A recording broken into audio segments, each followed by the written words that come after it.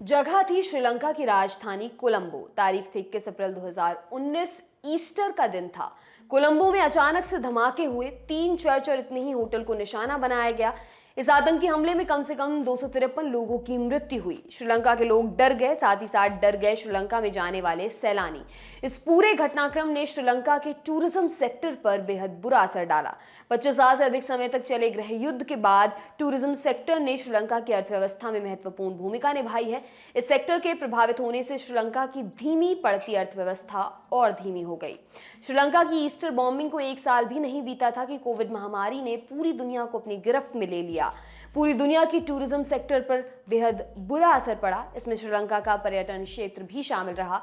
इस बीच देश की नई नवेली सरकार के आर्थिक फैसले कंगाली में आटा गीला जैसे साबित हुए। श्रीलंका की आर्थिक हालत बहुत तेजी से बिगड़ी और लगातार बिगड़ती ही गई।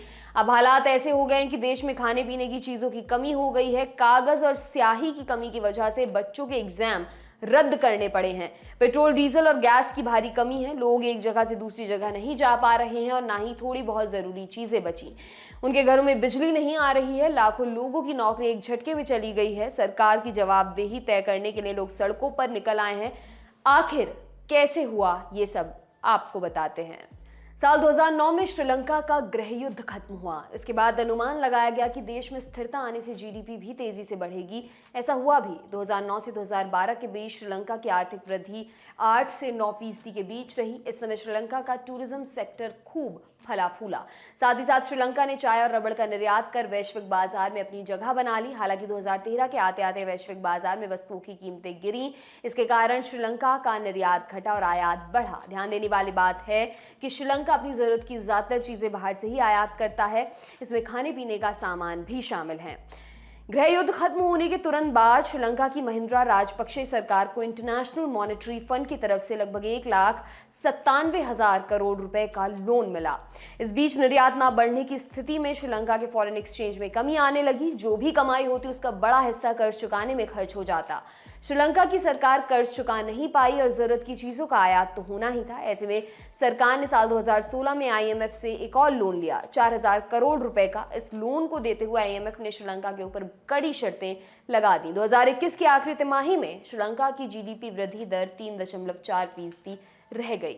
इस बीच श्रीलंका में सत्ता विरोध के सुर तेज होने लगे। नवंबर 2019 के आम चुनाव में गोटबाया राजपक्षे ने जीत हासिल की। उन्होंने सत्ता में आते ही 2 काम किए। पहला, उर्वरकों के आयात पर रोक लगा दी। दूसरा, वैट में भारी कटौती की। ये दोनों ही वादे उन्होंने चुनावी कैंपेन के दौरान किए थे। गोटबाया राजपक्षे श्रीलंका को पूरी तरह से ऑर्गेनिक खेती वाला देश बनाना चाहते थे। उर्वरकों के आयात पर रोक लगाने से देश के कृषि उत्पादन पर बुरा असर पड़ा। श्रीलंका के चाय और रबर के उत्पादन में कमी आई, जिससे उसका निर्यात प्रभावित हुआ। दूसरी तरफ वैट में कटौती से सरकारी राजस्व में भी कमी आई। फिर रही सही कसर कोविड महामारी ने पूरी कर दी। श्रीलंका का फॉरेन एक्सचेंज भंडार एकदम से बैठ गया। जैसा कि पहले ही बताया जा चुका है कि श्रीलंका की अर्थव्यवस्था कोविड महामारी के आने से पहले से ही संकट में चल रही थी। ईस्टर बॉम्बिंग और उसके बाद कोविड महामारी ने श्रीलंका की अर्थव्यवस्था की रीढ़ को तोड़ने का काम किया। अनौपचारिक क्षेत्र पूरी तरह से तबाह हो गया।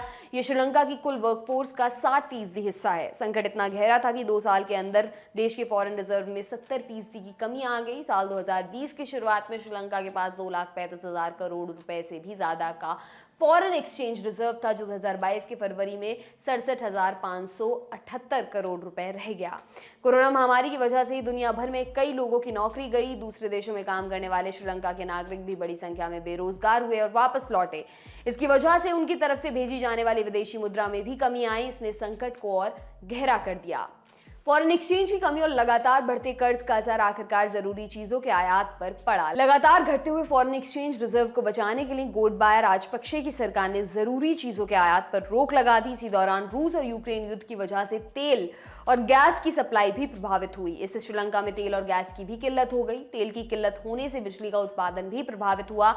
लंबे समय तक लोगों के घरों में बिजली नहीं पहुंची। तेल और गैस महंगे हुए तो असर दूसरी चीजों की कीमतों पर भी पड़ा। मामूली दवाइयों की कीमतें तक आसमान छूने लगी। लोगों के पास खाने की किल्लत हो गई। श्रीलंका का रुपया डॉलर के मुकाबले बहुत तेजी से गिरा।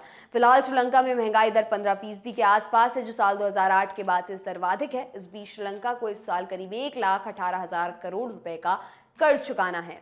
अंतर्राष्ट्रीय न्यूज एजेंसी AFP की रिपोर्ट के मुताबिक श्रीलंका में इस समय पेट्रोल पंपों और गैस स्टेशनों के बाहर लंबी लंबी लाइनें लग रही हैं। लोग सुबह 4 बजे से इन लाइनों में लग जाते हैं। अफरा तफरी ना मचे इसलिए इन जगहों पर सेना को तैनात किया गया है।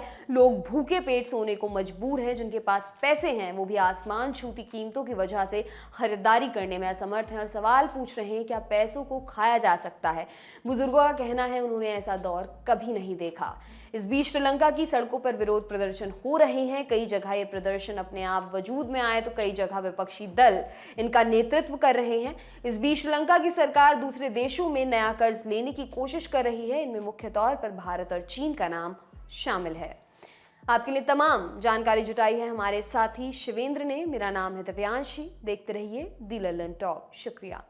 पंत की स्लेजिंग से बनेगा काम या हार्दिक हिट करेंगे अहमदाबाद का नाम। किंग कोहली के किस्से, ट्रॉफी कब आएगी पंजाब के हिस्से। थला बनाएंगे चेन्नई को चैंपियन या रोहित को ट्रॉफी दिलाएंगे इंडियंस। लखनऊआ कहेंगे पहले आप या फिर से दिखेगा रॉयल्स का ताज। मचमच से निकलेगी हैदराबाद या कोलकाता होगी जिंदाबाद। IPL 2022 का पूरा हाल सबसे लल्लन टॉप स्टाइल में टॉस से ठीक पहले और मैच के तुरंत बाद लाइव।